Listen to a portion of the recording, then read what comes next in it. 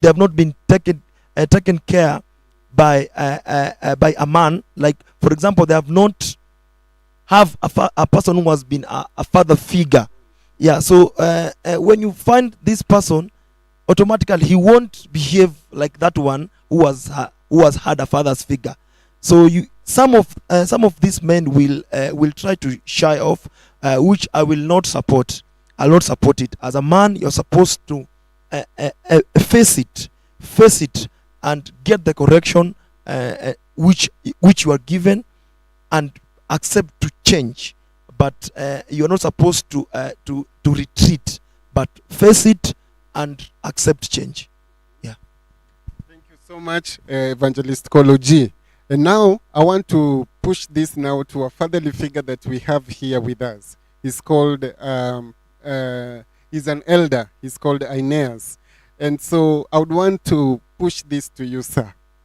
Pastor Evangelist Koloji has shared on, the need of changing after being corrected. Does it mean that when you are sharing the correction, you don't do it with grace? You do it with, truth is very harsh. Eh? So does it mean that you become so harsh to these young people that they fear that when they have done a mistake, they'll have to retrieve themselves and isolate themselves? Thank you very much. And as you've heard, my name is Aeneas, and I'm a parent. I want to point out one thing. Sometimes we start judging these young people a bit late, but I'll give you an example. Do you know right now many parents, I will call them helicopter parents, they oversee everything that their young children do. They even go ahead to choose the kind of friends they play with. Even, you know about family friends. So young people have not, like, it's not like the older society where we used to play freely. And in the process of playing freely, it was not just playing, but it was a learning field. Sometimes when someone was bullied, even the others could gang up and beat this person. So they learned their own lesson. I should not do this to someone next time. But then nowadays, it's like parenting. We have become like helicopter parents. Even when a child we have bought them a tricycle. They are learning to cycle. And when they fall down, just kidogo to crying a little bit, the parent is there. You don't leave this child to cry, and in the process of crying, they will learn something. You do not give them an opportunity to learn. Always you are there. It's like you are guiding this person. That some things are better learned by themselves. And when you let these young people, for example, to make their own choice, even of friends, they learn something. So that when they grow up, in the process of making free choices, it is very easy. When I'm correcting my child, my daughter, my son, this one is out of your free choice. I gave you a free choice, and you did this. What have you learned? They will tell you, Daddy, I have realized. When they realize, it is better than when you tell them 1,000 words.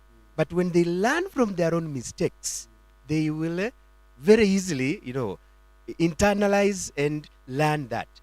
And also there are some parents. I was in Nairobi one time, and I was in a school setup. One child messed up, and we told them to go back home and bring the parent. They came back. The son was driving the father in the car. Then they came to school. And this is a young man who had made a mistake. The son is driving the father. When they go to school, they come to the office. The son is holding the car key, and the father is there. So when you try to correct the son, the father is unable to speak. He cannot rebuke the son on the face. So I asked, who is the father here and who is the son? Then who is the teacher and who is the student? Let us first of all understand that. So what I'm saying is, some of these young people, there are others who have, as a result of being brought up They have been brought up in different setups, and you find them in the church. One understands that I can be wrong and be corrected. Another one does not understand that because no one has ever told them that this is wrong. Even a father cannot openly rebuke their own son. In the case of the case that I've been telling you, this son, I asked the father, which side are you? Are you on the side of the son or on the side of the teacher? So when the father said, I am on the side of the teacher, I can see the mistakes of my son, the son immediately retorted and said, Daddy, umefika hapa umeniruka. You have come here and now you are against me. You know, it became such a big fight between the father and the son. So I'm saying, correcting someone, even in the church, yeah, not all of them will refuse. Some of them, because of the upbringing and the type of life or the parents they have encountered, they will take it gracefully and even say, sorry, pastor, even say, sorry, really, I'm really sorry. But some of them, because of the upbringing, they were brought up in an environment of abundance. When they wanted a phone, the phone was there. Not just, you call it what? This small phone, you call it what? Mulika mwizi. So mulika mwizi, you know, it's about the heart of someone. Yeah. When the son, ni katoto kadogo, but then when they want a phone, you give them a mulika mwizi, and then they see me as a father, I'm having a smartphone. They say, no, daddy, I also want what? Like A yours. smartphone like yours. And because we have this slogan that when I don't want my children to go through the life that I went through. But I'm telling you, that life was a lesson on its own. It was a classroom. So when you give your child what they want, just because they want, and you provide, back to what Pastor Paspas was saying, the mindset. They grow up knowing that I must get when I want. When I want something, I must get. When I want, I must get. If daddy cannot provide, they are on mommy. Mommy should provide. And when you bring them up in this kind of setup, you are courting trouble, because in future, these people, one Dan is going to get another Mary. Dan grew up in a setup whereby he knows it was an environment of scarcity. These things may lack.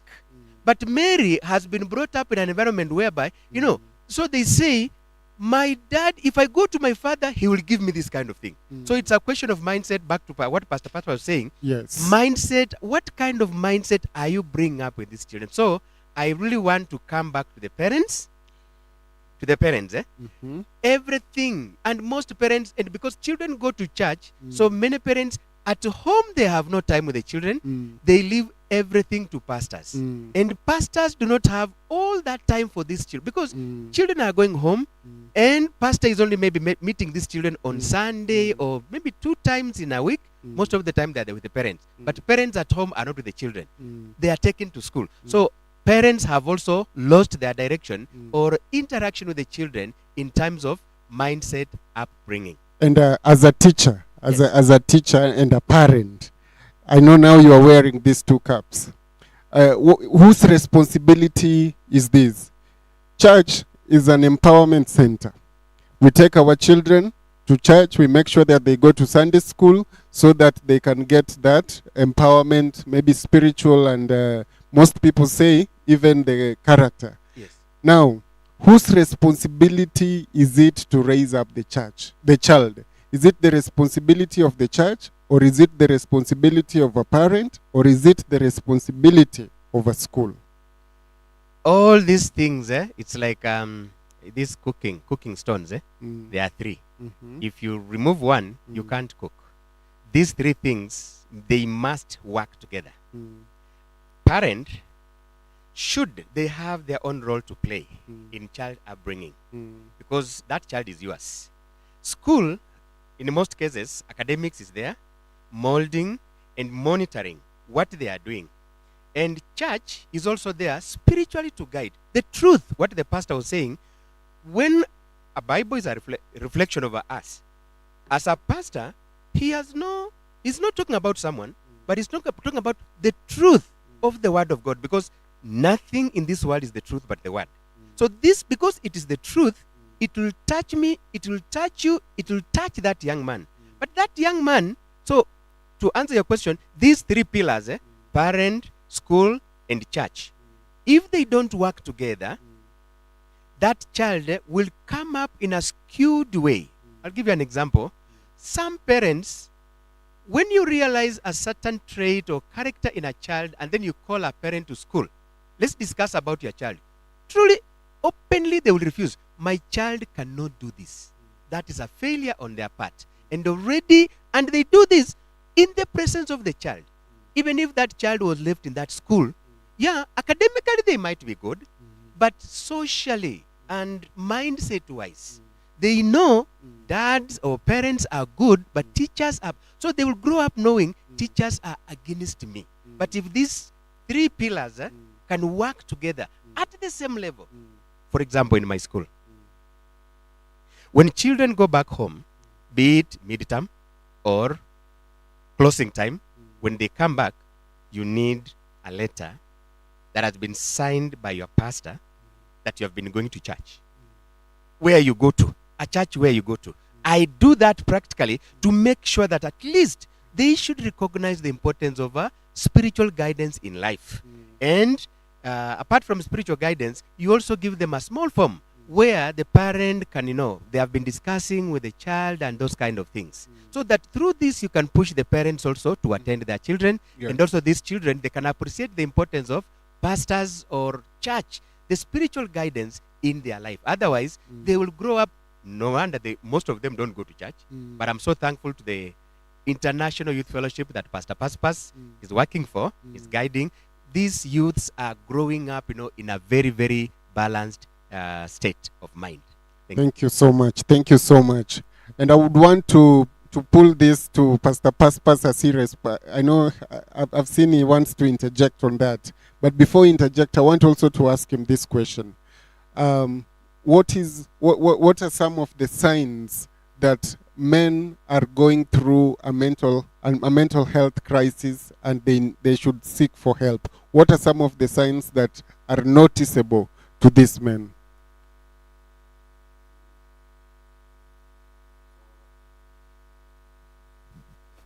Okay, as you observe a man, for instance, I've been with him, but all of a sudden, he withdraws from me. Then he isolates himself from me. He isolates from other people. And some men, you find them, because they are mentally disturbed, then they develop a coping style. Coping style, some of them, they resort to drinking, so that they can be able to resolve those things which are disturbing them. Some, they decided to come back to house late hours, knowing that my wife will not understand me, as the one who began the show stated. So there are many things that you can observe from men, and then you can realize this man is mentally disturbed. You can realize this man is mentally disturbed. He withdraws from others. He develops a coping skills.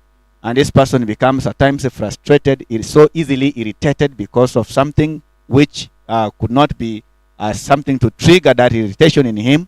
But you find this person becomes so easily irritated because of something very simple. So all these things can tell this person is something that is disturbing him, which needs to be addressed. So if you can be able to observe such like things in this man, then if you are in a position to advise him to seek help, or even you yourself, you can be able to speak to him. You can speak to him to know what is this that is ailing you, so that we can be able to resolve. A problem shared is a problem half solved. So if he can be able to open up and to share his problem, then probably that problem would have been solved halfly.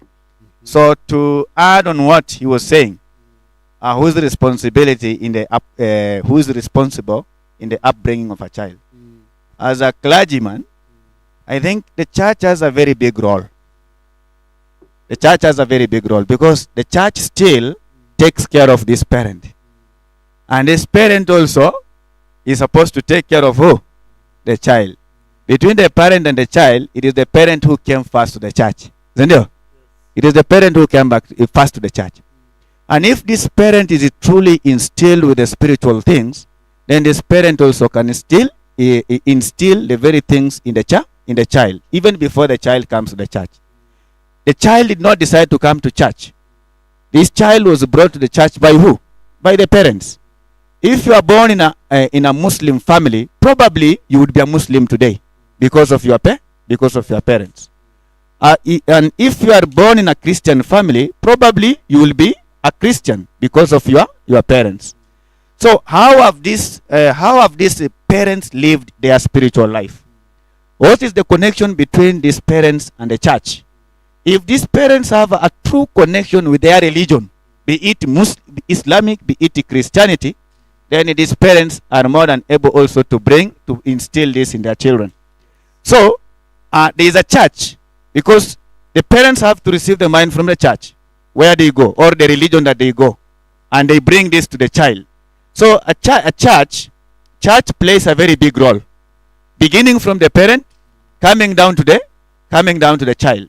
But if there is a problem in the religious life or the spiritual life of a parent, then probably there will be a problem even in the spiritual life of the child.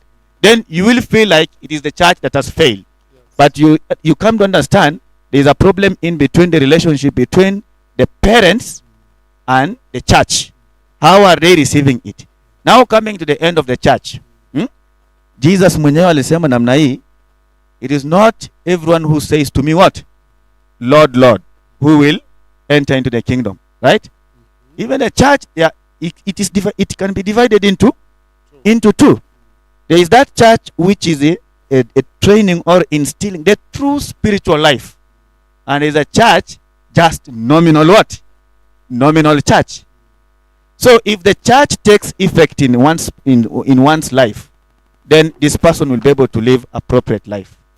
And if the church does not take an accurate role in someone's life, there are just churchgoers, and there are people who mean business when they go to church. Okay. Then these people who mean business when they go to church, then the church takes effect in them, and they are more than able to impact this even to their children. Thank you so much. That is very elaborate. And now I want to jump to him and then come back to Kolo. Or you wanted to add on some? Okay, to react. Okay, Reverend Pastor has said, he has said something about the church being the main role of upbringing a child. Is it so? The church. I beg to be corrected. I'll a bit differ with Reverend Paspas about it. I think parents are the main people who are responsible for the upbringing of a child. The parents. Because there is a saying that says, mtoto mleavyo, ndivo akuavyo. So, church being at the center point, Yes. but it will start with the parent. If I take a case, for example, a child who has a parent who doesn't go to church. Now, where will the church linked? Where will be, if the church is the main role, where will it be linked at that point? So I think it will start by the parent first. If the parent will have a good will have a good bringing up of his child, is when now the church will come in between and help the upbringing of this child. Yes. Thank you. So I want to give Pastor Paspas 43 seconds to react, and then we get to the Gen Z. Karibu. Church and the parent, who came first? Do you want to answer? Church and the parent. Who came first? It is the church that was there before the parents. No? So who is supposed to mold this parent before the parent molds the child? Of course, it is the church, but at this case, we are having a third party, which is the child. At this case, we are having a third party, which is the child. So that means if the parent is not in between here, there's no way that this child will be connected to the church. Maybe a quick one. We are made to believe that, and this is from a traditional setup and from a traditional point of view, that in most cases, very strict parents raise potential liars. Why does it happen so? That you are so strict, but then at the same time, you are raising someone who is a liar. It is because even within the walls that you've set up as a parent, you have rules, principles in a community, in a family that are supposed to be followed. As a father, as a mother, you sit down in the absence of the children, and they discuss so much about how they're going to raise their children. You become so strict to the extreme point whereby your own children don't have the freedom, as I said, the freedom to express themselves even in front of their parents. And so they find comfort in other people who are not their parents. And so up to that point, you realize that a parent is failing. And so they'll have to draft their own ways, mechanisms on how they are going to survive, because they must survive within that territory which you've created for them. And so as time goes by, you realize that these people now start behaving in a way which you don't understand, as the way Mwalimu was putting it. That you think because they are academically smart, you think also they are morally upright. And so you realize that kwa jamii, watoto wengi sana wa mapasta, they smoke, they drink, they are violent, and their behavior does not reciprocate that of the parents. And so why does that happen, and what is the reason behind it?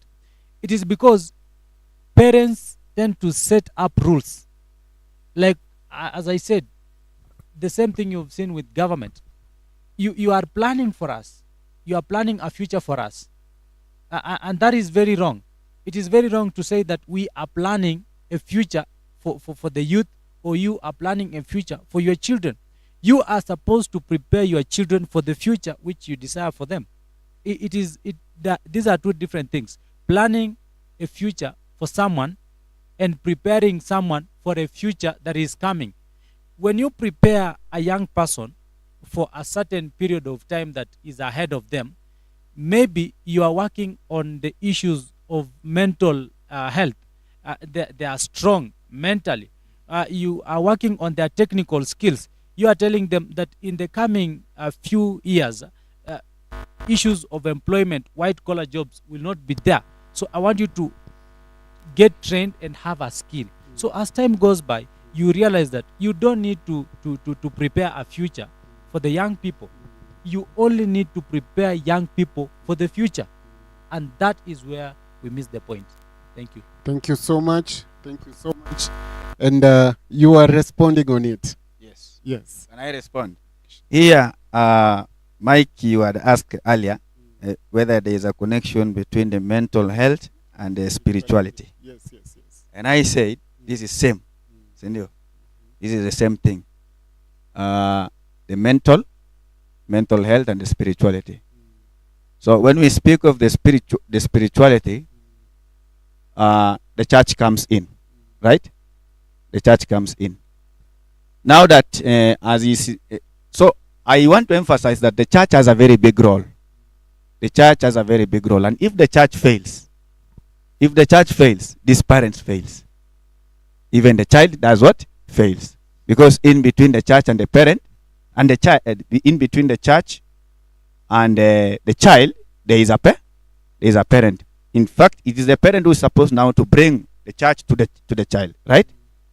Now, this child who is living without having a connection with the church, and we say mental health disconnected with what? With the spirituality. As even Reverend Pancras said here, majority of the women, they go to church, and the men, they don't go to church. And that's why you find many women, they don't have what? Many mental issues as compared to men. So what about this child who is not connected to the church? He's not connected to the church, he's not connected to anything spiritual. How about him or her? So if the church fails from the beginning, then the parent fails. And this child also will not have help, because this parent will not be able to help this child. It is the church to help the parent, then the parent to help the child. It is the parent to bring this child also to the spirituality. Thank you. And on that, I want to ask a question, a personal question in regard to that. In our country right now, most people are saying that church has led us astray, even politically speaking, because I want us now to go now to some politics. So there's a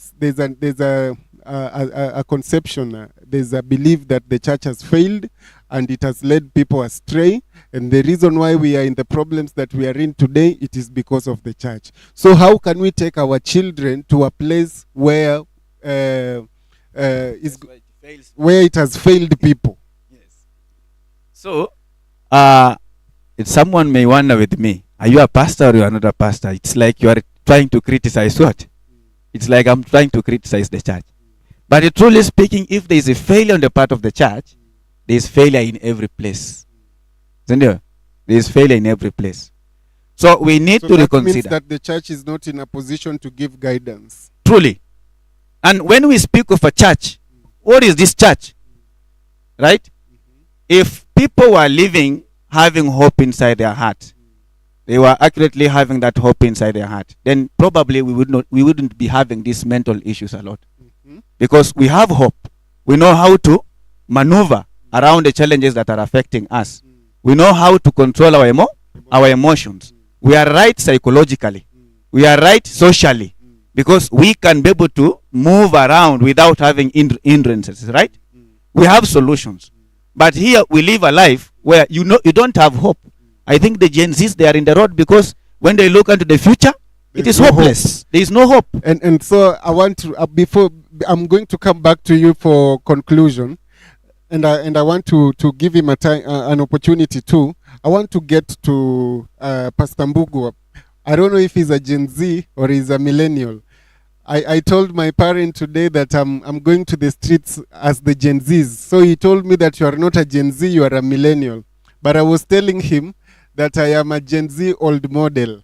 So being a Gen Z new model, what are some of the things that you are encountering concerning the church? Because now you are you are a Gen Z, you are in the school setup, and you are also in the church. Do you feel like the church has really failed you? Wow. Now there is something the man of God mentioned about, when the parents, they're bringing and all that. I'd want to establish a truth that I so believe in, that God is a generational God. One generation will declare of your praises, another will sing of your praises. So God is generational. Now, if God is a generational, it begins, of course, from the parents, also to their children. No wonder God could look at Abraham and tell Abraham, I know Abraham, my friend, that is going to instruct his children in my ways. God was not even just looking at the church at that moment. He was saying, I know Abraham, my friend, that is able to instruct his children in my ways. Now, Paul also comes now in the New Testament and he says, he talks to his son in faith, Timothy. And he says, son Timothy, when I look at you, I'm able to see in you the faith that was in your mother and also in your grandmother. So he never even referred to the place of the church. So he said that when I look at you, the faith that I see that is in you, I can trace it to your mother and also to your grandmother. So really, when we come to a place of saying church has failed, I wouldn't say church has failed, but I would say religion has failed. Because we really need to set a boundary. There is a very thin line between church and religion. Religion teaches young men what we call liberalism, a place of where people can believe in God theoretically without accepting his standards. So I wouldn't say really church has failed, but religion is what has failed. Yes. Thank you. There was an interjection here before we can. Oh yeah, when we are talking about the youth, for instance, being on the street, Yes. it is not like there is no hope. It is not like when you look into the future, there is no hope. No. The point is, and that is what I said, and I want to attribute what is happening to the kind of presentation that I made before.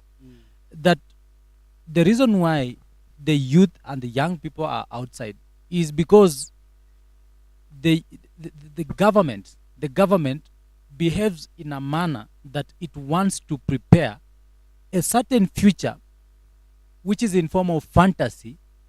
It is preparing it for the youth. But the youth are saying, let us also take part in building and drafting this future that you are talking about. That we need to have very robust conversations as far as policies that touches the youth are concerned. So it's not like there is no hope. There is a lot of hope. That is the first point we should understand, that there is hope. There is hope. But- Where is the problem? But the problem is when there is no inclusivity and adequate public participation as far as the youth fraternity is concerned. For instance, a quick one. A quick one. The youth form constitute in this country, we constitute over 70% of the population. And yet, the government is doing things, speaking about issues of the youth, minor. Do So, you get the point? I want- Yes. It also means that the youth are so lazy, they don't want to go to public participations, they don't want to understand the constitution, so they don't read it, and then they want to be included in the government programs, but they are not aligning themselves in the places where the government can listen to them. Just a quick one. There is no there is no point. There is no point, and I want to stand with the youth Yes. because I'm a youth. Mm-hmm. I want to say this, and I want to condemn anybody who can think they can sit in a boardroom with age seniority ranging from 50 to 80 years, deliberating on issues of the youth without the youth. But the That youth are not itself- taking their cent. There is no way that can happen and should not be literally allowed to happen. Number two, the youth of this country are not lazy. Globally, today, in terms of labor importation, Kenya is leading in Africa, followed by Nigeria and even Ghana and South Africa, because the people outside this African continent believe in the Kenyan youth, that there is a lot of information. The workability rate and ratio of the Kenyan youth outshines 2/3 of the African continent. And so when it comes to issues of innovation and invention, the Kenyan youth, as we speak right now, we are leading. And in terms of digital embracement, we have embraced the digital transformation. And the percentage of the African youth working for the European nations, the 20% comes from Kenya. And that is to say, the Kenyan youth are aggressive, the Kenyan youth are innovative, the Kenyan youth are ready to be used to ensure that there is economical transformation. But there is a point when it comes to public participation, and that is where the problem is. I want to ask all of us here, how many of us, it cannot be a coincidence, how many of us participated in a public participation as far as the finance bill is concerned? How many? By show of hands? Zero. What does it then tell you? That the place of the youth in terms of public participation, there is a lot of bribing in this country, and I can point out a few areas whereby it is perceived that public participation took place and that the youth were present, and even allowances sometimes are signed.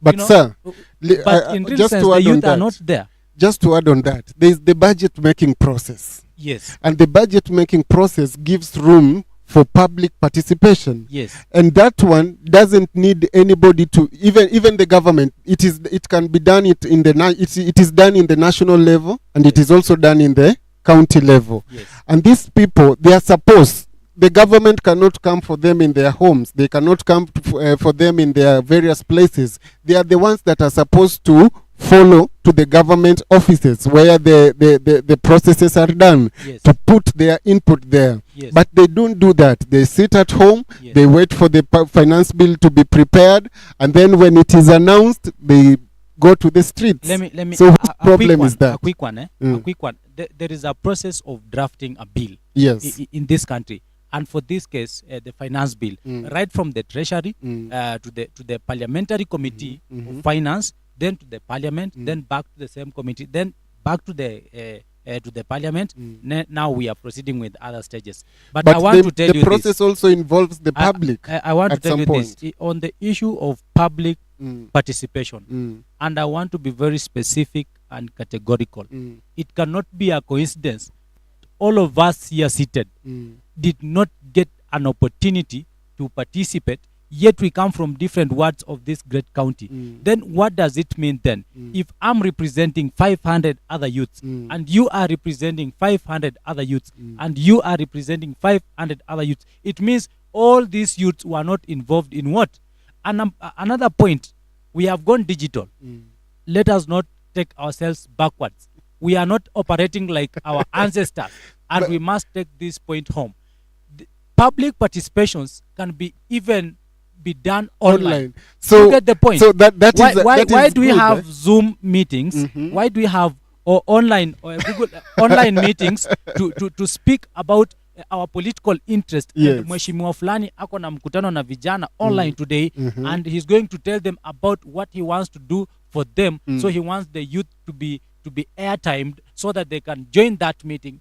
And why is it that it is impossible for government to have an online public participation? Yet we live in a country that whereby digital enhancement has been improved by 95%. I agree with that, and I want to take back that to the young people.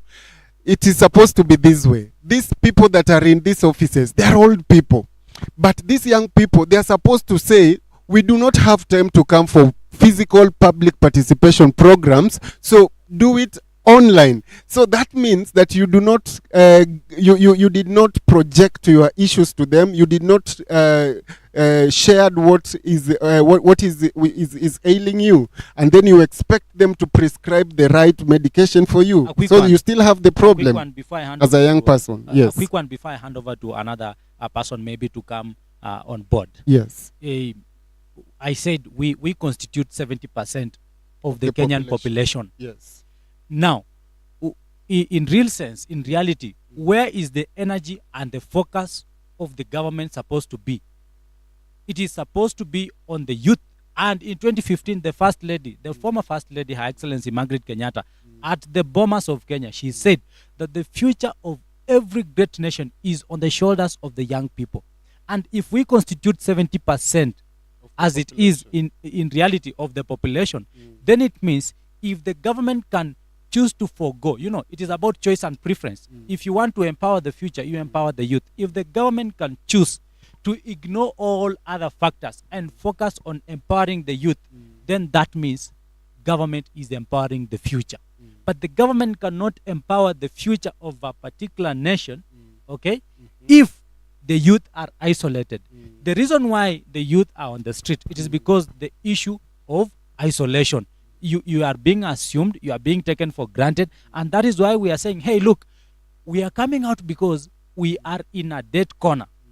The way the government is borrowing and the way the government is utilizing the same tax is not prudent. It does not match. We are not afraid of paying taxes, but we want to pay for taxes, and we also want to see accountability and prudent utilization of public funds, because this debt, it can be transit, and we are going to pay it. We are the people who are going to pay the debt that the government is borrowing today in the next 40 years. Yes. In the next 40 years, someone who is 60 or 70 years in this country, where will they be?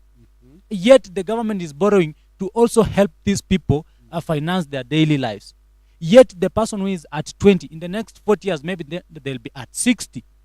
Now, we are the people that are going to be answerable to the foreign governments in the near future. For instance, if I assume the office of the president as president in the next 40 years, then that is to say I'm the one who will be responsible for the debt that my predecessor, when I was at the age of 20, borrowed. But at the same time, I'll ask myself, where is this money and how was it utilized? That is what is bringing the youth on the streets. It is not about actually the budget. It is about prudent utilization of the funds. The other day, there was fraud issues on the e-citizen platform. Over 2 billions have been squandered by government, and government cannot account for the 2 billions from the e-citizen. Yet on the e-citizens, let us now check it practically. Who is on the e-citizen most of the time? It is the youth. Who is paying school fees through e-citizen? It is the youth. Who is applying for help? It is the youth. Who is applying for passport? It is the youth. Who is applying for visa? It is the youth. Who is doing what? It is the youth. Then the money that is absorbed from the same system is not utilized prudently. Properly. Yet you want the same youth who will pay the same debt 40 years from today, when you will be gone and dusted. You want us to be quiet? We cannot be quiet. We So the must reason speak. why the Gen Z are out is not because of the finance bill, Yes, but it is because of corruption. let me bring you to another point. A quick one. Quick because A of quick time. one. There Yes. is issue of sanitary towels and for our sisters. Mm. You have a sister, you have a mother, or you have a female friend. All right. Mm. Then we have grown up from very humble backgrounds, and you've seen the sort and the kind of embarrassment that comes with that when a woman is not well taken care of and her hygiene issue is factored in. How many of our sisters have dropped out of school because of hygiene related cases? Many of them. Yeah, because we now come back to the issue of confidentiality. They feel like their confidence is taken away. So they shy away and they even drop out of school. Then imposing something like VAT 16% on sanitary equipments for our sisters and for our female friends, then you give an opportunity for more donors to come on board and say now, because hamna, now you create a way for NGOs to come, for foundations to come, and even try and bring help and bring, restore hygiene and restore confidence to our girls. Yet we can just say, let there be no tax on this particular product. Another funny scenario. Why is it that pads cannot reach to our female friends and our sisters in the remote areas? Government claims there is no infrastructure for all those equipments to reach them. Yet baa ya mtaa ya mashinani iko na pombe 24 hours, yet pombe inatoka mahali pads zinatoka. It is very unreasonable.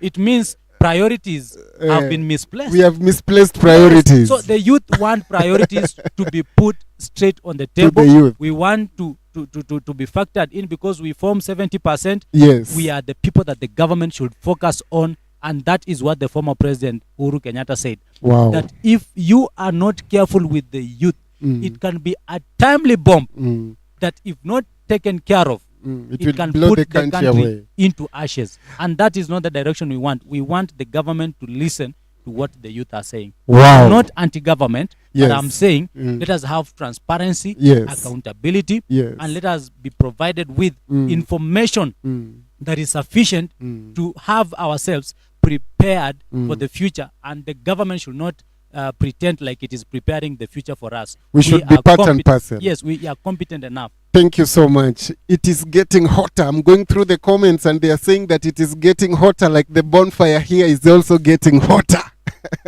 So, like you see, the Gen Z, they are blazing fire. They are saying that the government is not inclusive in the position of that they are trying to take. They are saying that they are not. The government is not inclusive in their programs, in the policies that they are trying to make, and all that. And so I want to take an opportunity to give a few people some minutes to ask questions from the audience that we are having here.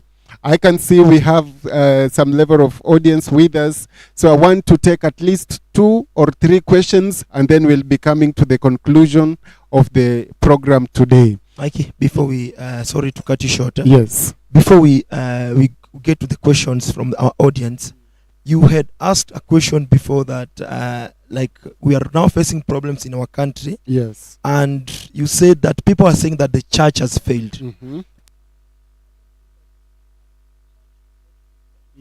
Check. The church has not failed. Religion has not failed. I can say what has failed is men of God are the people who are have failed at this case. And let us read. Maybe if you can allow me to read Ephesians 4:12.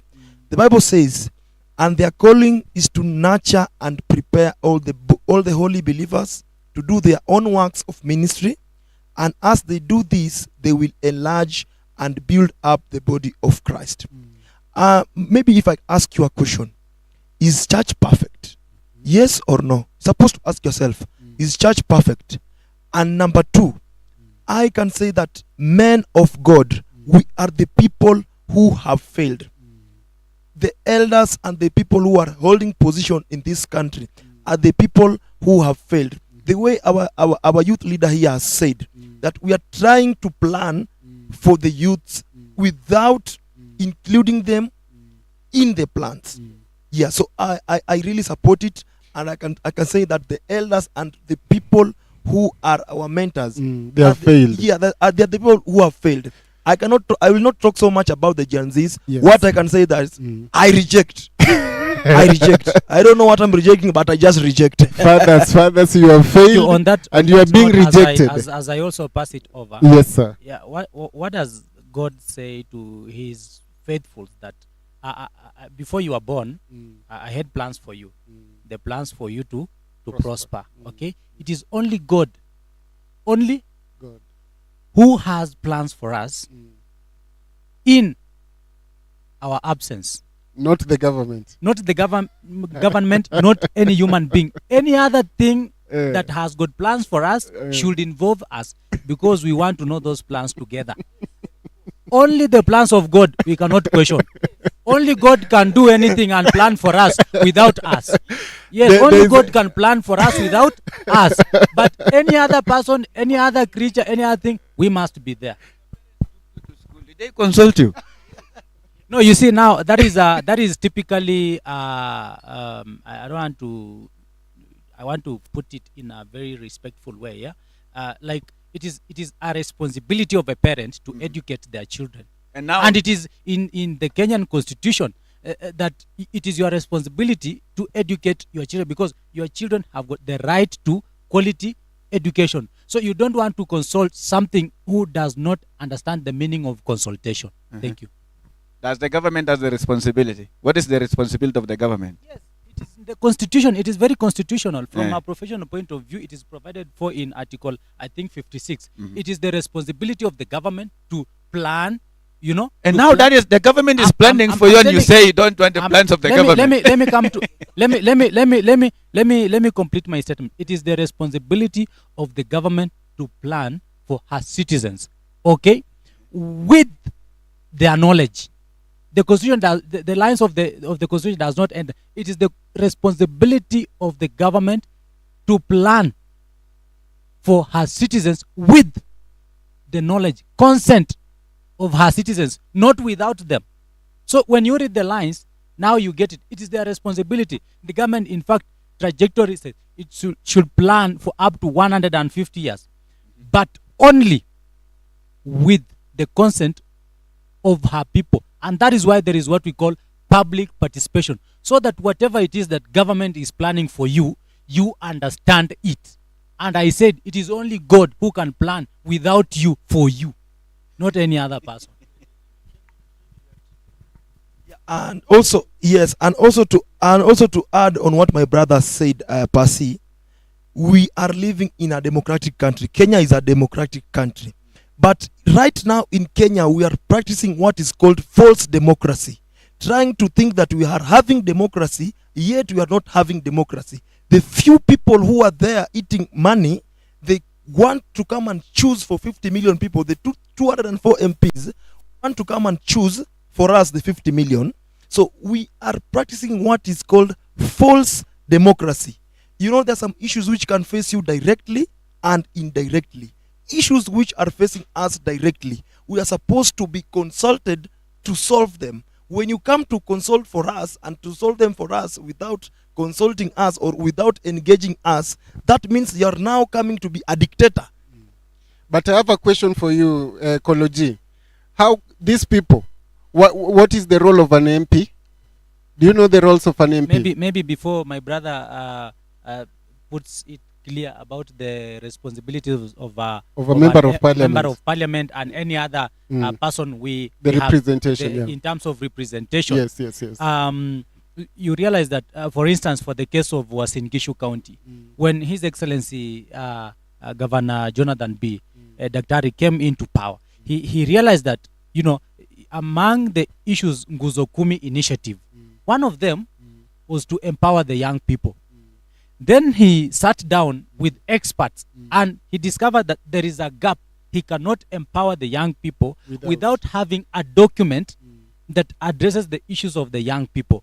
So what he did, he partnered with SOS, NCCK, people of Diaconia, to come on board and draft a policy that will address the budget. You know, without a policy, you cannot address the budget, and so there is no allocation.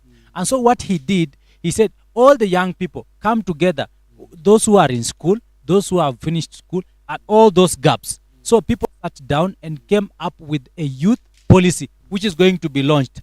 And I believe if we can have such kind of systems whereby instead of just saying you want to empower people by the word of mouth, have a document, involve people in public participation. And I think I'm one of the people who went round the county from Ainabkoi to Tarbo, from Kapseret to Moiben, and to all the sub-counties, to ask the youth to come on board and make their efforts and inputs as far as the youth policy is concerned. So when there is a policy, it is easy to address a need and a gap which does exist. But what we are seeing with the national government, Yes. collectively, maybe the national government should borrow from these counties, like maybe for the case of Uasin Gishu, have a policy on the table. The Let counties people are a little participate. bit progressive. Yeah, the counties are progressive than the national government because it is easy for the governor to call for a meeting with the young people and have a round table discussion with them and have representations from PWDs, you know, women, men, and even those who are in different professions to come on board and discuss about a certain issue. Unlike the national government, because of the timeline and the time frames that are provided for, they rush, and by the end of the day, there is no inclusivity and there is no public participation, and that is now what causes ruptures hapa na pale. Nice. But as far as the same thing is concerned, as he said, I don't want to say it loud, but it is not good for us. We are overrating our abilities as a country. Let us go slowly, step by step. Let there be prudent utilization of the taxes. Hata ile deni, you know, you are being taxed more, then the government is borrowing, then the more tax and the money borrowed cannot be accounted for by the wild wind. Yet you want the same people who you call the youth to be silent, yet we are the ones who will pay the debts. It is time for us to speak. It is time for us to speak. It is time for us to speak. And I wanted to also take the blame. I wanted us to take the blame also because we are part of the problem because we elected these members of parliament and we elected them for, I don't know most of them, but one of them is representation.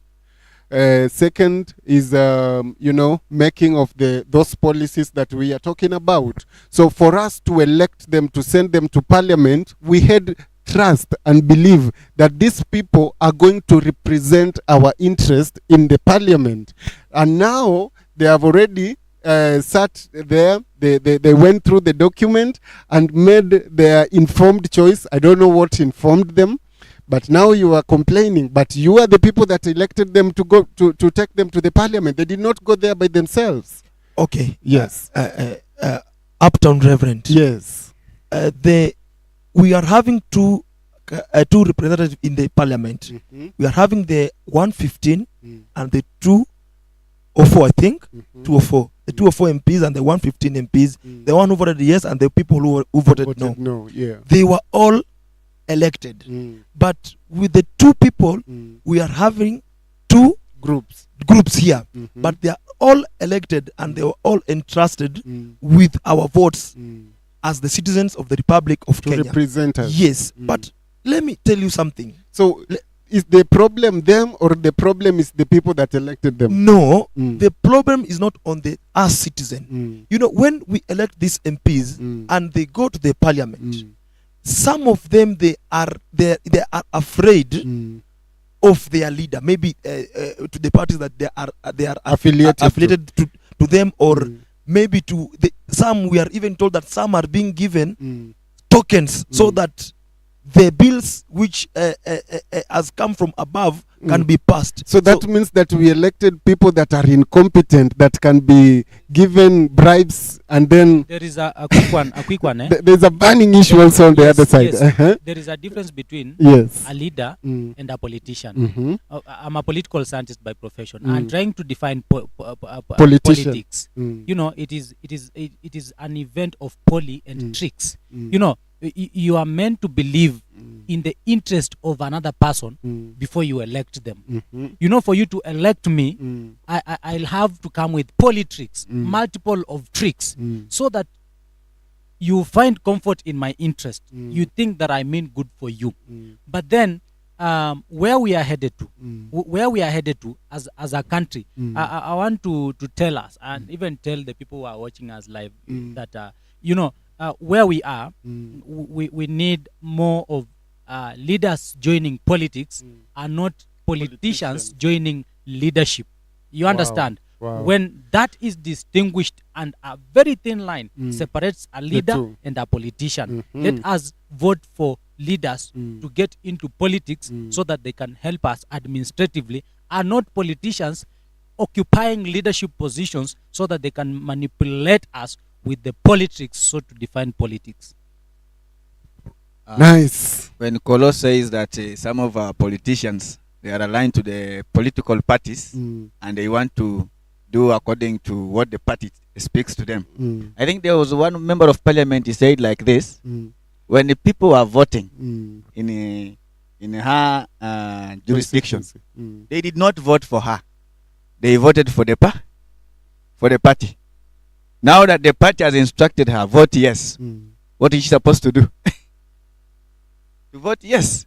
Because the people voted the party. They did Mm. not vote her. One of the politicians said so. So they voted the party, But- not the people. And this is what now comes into the parliament. This is the Mm. decision of the Mm. party. Mm. And the people elected the party. Mm. If she would have vied that position using another party, Mm. she would not be a member of parliament by now. Mhm. About political parties, and it is very specific also in our constitution, and I want you to get it right. As far as political parties are concerned, there are many functions that a political party is supposed to undertake, partake, and even discharge to the people of Kenya. A political party is not just supposed to be used as a tool for people to ascend into power. There are so many other functions of political parties. And for instance, I want to ask us very fast, how many of us have seen schools done by, for instance, ODM? Mm. How many of us have seen churches and hospitals done by UDA? Mm. None. That means Mm. we only focus on one role Mm. of political parties, Mm. to have people ascend into power. Power. But do you know, a political party, as we speak, ODM is worth over 10 billion in cash. UDA is worth around 9 billion as we speak today. Mm. How many of you have had ODM, UDA, Jubilee, TNA, all those NAC political parties coming on board as a political party to say, we are going to do a hospital at place so and so, like Tana River, because this area is marginalized and government has not done this. As a political party, because we have the interest of the people at heart, we are going there to do a school or hospital. Yes. Not yet seen. All right. And a quick one as I finish. I'm sorry for taking much of the time. It is well. Political parties in this country are based on the interest of individuals. When the late Zemoi died, is KANU still vibrant? No. When Kibaki came on board using PNU, he left PNU. Is PNU powerful? No. Kibaki again used NAC Kenya. Is NAC Kenya powerful? No. Uhuru came with TNA. With TNA. Is TNA still there? No. Again, there was amalgamation of the political parties. Then is Jubilee there? No. It is there, but it is not vibrant and visible the same way. So we can predict that even UDA, after the president has retired from active politics, it means also we can see a situation whereby UDA will also not function correctly and perfectly for the interest of the Kenyan people. Then that is to say, and to send a clear message, that we are supposed to have political parties based on ideologies and not because of an individual. So that in the absence of that person, that political party ceases and stops to function. Look at the Democrats of America. Look at the Republicans. Look at the Communist Party of China. Look at ANC of South Africa. All those political parties have managed to go over and over and over up to 100 years plus. Why? It is because we inherit ideologies and we do not inherit an individual. Whoever was born after the death of the late President Kibaki does not understand that we joined this party because of an ideology. They only know that there was a president called Kibaki. But which is this political party that was used by Kibaki to ascend into power? Yes. That political party is not in existence because it was formed not based on ideologies, but to push based people on to power. an individual. So minus Raila, there is no ODM. Yes. Minus Ruto, there is no UDM. Nice. Minus Uhuru, there is no Jubilee. Minus Kibaki, there is no NARC Kenya. And so the rest of the people who comes on board Yes. are meant to transact business because Mm. again, Pasi, for your information, there is a location for political parties. Mm. And that is why I've come up with a new political party, the future party. We are saying Tuvuke Pamoja. We have an ideology and we did a presentation of the ideology at the office of the Registrar of Political Parties. We want a party that will live over and over and over again. A Yes. party that will go mashinani, na ijenge shule, na ijenge hospitali, na isaidie community to develop. Other than having political parties that are going to be used as wheels for people to ascend into. I'm very sorry Thank for you. taking much of the time. We are It is being, my we are area being of alerted. jurisdiction. It is well. Asante sana. It is well. Thank you so much for being so elaborate. Because of time, I wanted to take a few questions from the audience because we have less than 3 minutes. So I want to take just one question and then we'll conclude. Right there. Yes, good evening, everyone. My question was as in what are some of the symptoms for a person who is going through the issues of depression? Symptoms of depression, yes. Noted. And then maybe as I wind up, is there any other any mental health as in act as in now that we have our officer who representing our youth? Maybe if you can be able to shed light in regard to the issues of act of mental health. Okay, so we'll take any other questions so that we finalize.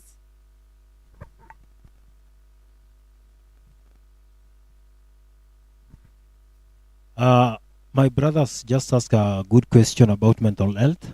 Then I will just ask a question regarding the clergy section, that they said if a person has come openly to our pastor, then it's good to address the issue in public so that he confesses. I suppose that is what you said in the church. You just address that issue directly to the person, which, or I misinterpreted it. Okay. But that was my issue. So how can you handle in a spiritual way the issue of mental health, and that is in a spiritual way, mental health? Mental health, how to be handled in a spiritual way. Just hold it there because I also the questions are over from the nice. So this is how we are. Any other? There's one there, kindly, and then we answer all of them at once because of time. Yeah, good evening, everyone. Good evening. And there is a question I want to pose to our panelists because I'd like to understand. My overseer has just said that the genesis of everything begins with the church. And I think Koloji interjected and said it's the parent who should start bringing this kid. And I think Pastor has elaborated very clearly how it begins. Now, I think the problem is for the panelists to define for us what is a church so that you can understand. Because we might be saying we are going to church and label it's a club. We don't understand. So what is a church? Thank you. Thank you. Our Also, CEO there. thank you so much. I'd also like to get a long-lasting remedy, especially for men, because we have seen suicidal cases. They have increased in a large number, in a big number. So I'd like to get, because also somebody had requested me to ask this question in our WhatsApp group. How will we help those men who are suffering in silence? Because men are not quick to speak on what they are facing or what they are going through. So how can they be helped? Thank you. Thank you so much. So this is the structure that I'm going to use for when we are answering the questions. When you are answering, I'm going to give each and everyone and different questions, and then you are going to use that as a parting shot. And we are going just to give only 1 minute. So kindly don't exceed more than a minute. So I would want to start with our Pastor Mbugua to answer that last question that has been asked. I think if I can remember about a remedy, a long lasting remedy, right? Yeah. It is very, very important to understand that when God created man, he told him to be fruitful. And the word fruitful there, it also means to be relational. I think one of the remedies to deal with that, it's very good to culture, a friendship relationship that are so much valuable. People that you can confide in, people that you can talk to, people that you can openly speak about. There is such a joy that comes when there is something that is burning within you and you find somebody who you can openly speak, somebody who is not going to crucify you, somebody who is going to pray with you, somebody who is going to understand you. So I feel it is very, very important for men to embrace the place of being relational, because it's one of the things that God requested for man to do, to be fruitful. Just to have men that you can be able to confine with, that you can be able to talk to. Thank you. Thank you. So this one I would direct it to Pastor Paspas to share with us what is the church. Within 1 minute. Yes. Church. Paraphrase. Church is the body of Christ. And the body has components, right? Or it has body parts. And if you read the scriptures in the book of Romans chapter 12, if I'm not wrong, the components or the body parts of the body of Jesus Christ are them who have believed in Jesus Christ, me and you. And the church being the body of Jesus Christ, as he had asked, is the church perfect or imperfect? The church is perfect. So every body part of that body is supposed to be perfect.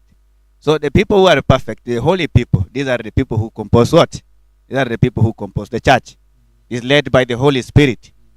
And if the church which is led by the Holy Spirit will also lead the congregants according to the Holy Spirit. And these people will live with a lot of hope. I said the Gen Zs are on the street because of hopelessness at times. And Eric he disputed that. That is not the case. Now that we have entrusted the government, we have entrusted these people to make decisions for us. Yes, they have to consult us. By our consent, they make decisions. But every decision they make, it is disappointing. I want to read, somebody was asking, how can we resolve this spiritually? If you read in the book of 2 Corinthians, Paul, while on a journey to preach, he encountered a lot of troubles. And as he was troubled, like in 2 Corinthians chapter 1, it says like this, verses number 8.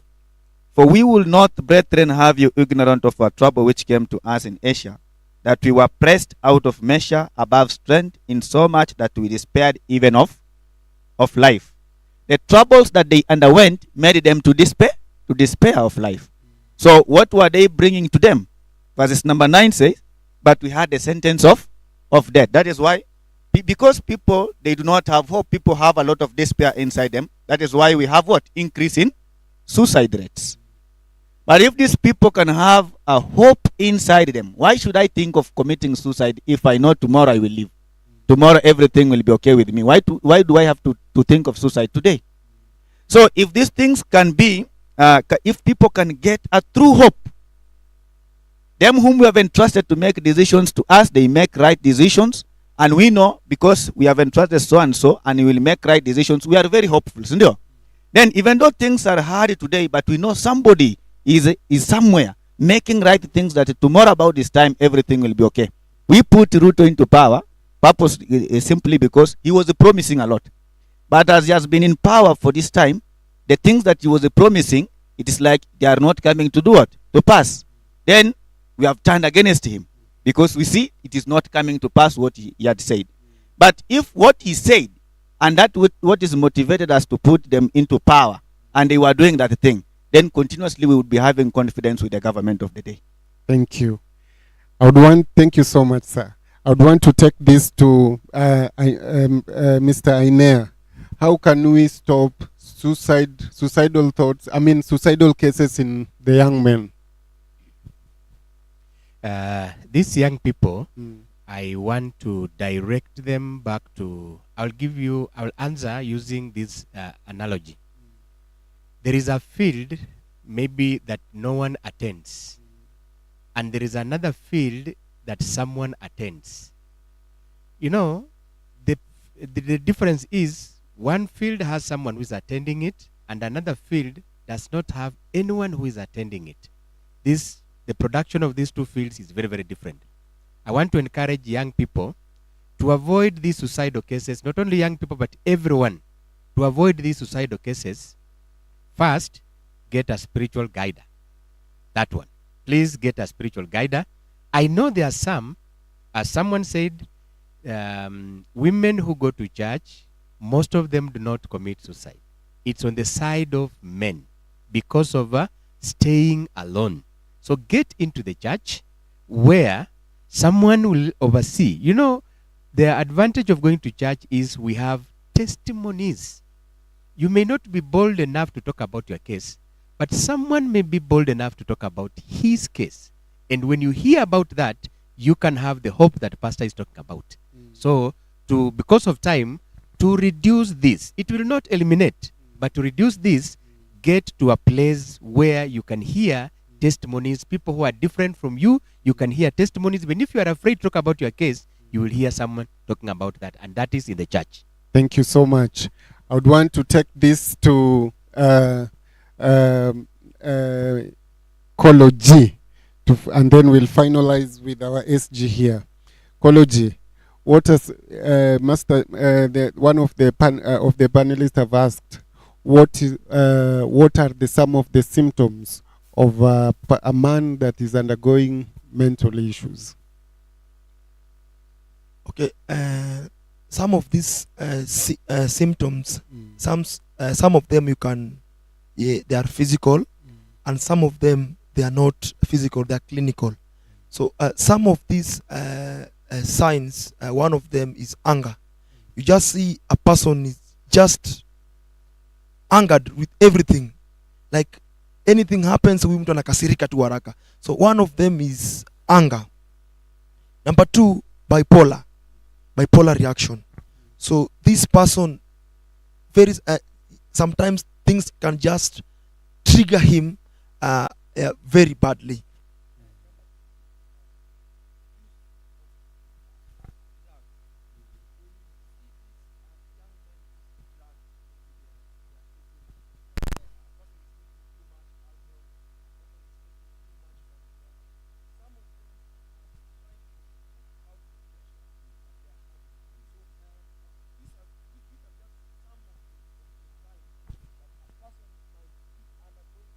Yes.